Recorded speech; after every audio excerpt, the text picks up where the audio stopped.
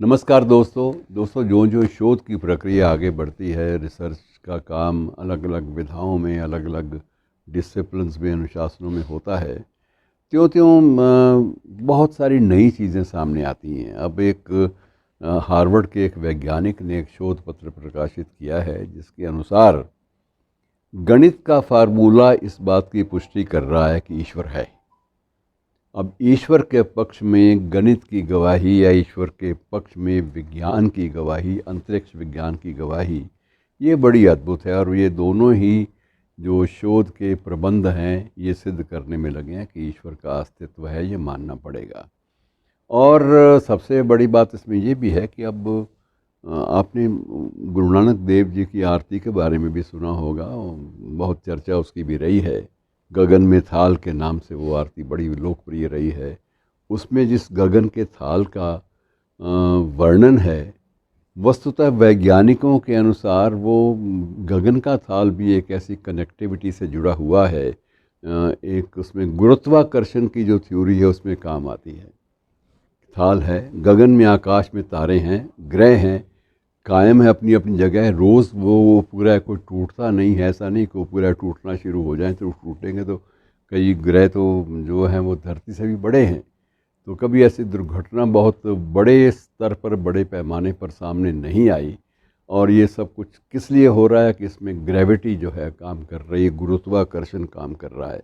और गुरुत्वाकर्षण मूल रूप से वैज्ञानिक सिद्धांत है। तो वैज्ञानिक सिद्धांत पर पूरे ब्रह्मांड का टिका होना ये भी सिद्ध करता है कि ईश्वरीय सत्ता या कोई परम सत्ता जो इन सबको बांधे रखती है, इसको पूरी तरह जोड़े रखती है गुरुत्वाकर्षण से, वो विद्यमान है, तब ये जुड़ पाते हैं, वरना अपने आप तो ये नहीं जुड़ पाते। अब उसमें यह भी है कि यदि ये इस थ्योरी को मान लिया जाए, इस सूत्र को मान लिया जाए, तो ये भी निश्चित है कि तब वो जो बिग बैंड वाली जो थ्योरी है वो तो व्यर्थ की बात है। उसमें तो कोई दम नहीं है, इसमें दम है। इसमें गणित और अंतरिक्ष विज्ञान और गुरुत्वाकर्षण का सिद्धांत, ये सारे के सारे इस बात की पुष्टि करते हैं कि ईश्वरीय सत्ता है। और सत्ता ना होती तो ये गुरुत्वाकर्षण की थ्योरी सामने ना आ पाती, और सत्ता ना होती तो ये सारे के सारे जो जितने भी ग्रह हैं अंतरिक्ष के, लाखों की संख्या में क्षुद्र ग्रह भी हैं, व्यापक बड़े स्तर पर भी हैं, तो उनका विद्यमान होना और एक दूसरे से जुड़े होना, एक दूसरे से जुड़ जाना, इसे कैलिब्रेशन का वो सिद्धांत भी मानते हैं कि ये कैलिब्रेशन जो है ये इसी ढंग से संभव हो पाई क्योंकि किसी न किसी परम सत्ता ने किसी न किसी स्तर पर कोई प्रेरक बिंदु जगाया कि इसको इस ढंग से चलाओ तो ये सारी की सारी सृष्टि एक आकार ले लेगी। तो मित्रों, ये बहुत रुचिकर चीज़ें हैं जो शोध के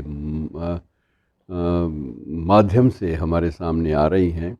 और कोई बड़ी बात नहीं है कि जैसे बिग बैंग की थ्योरी निकली थी, हॉकिंस ने उस बात का अच्छा उसने वकालत की थी।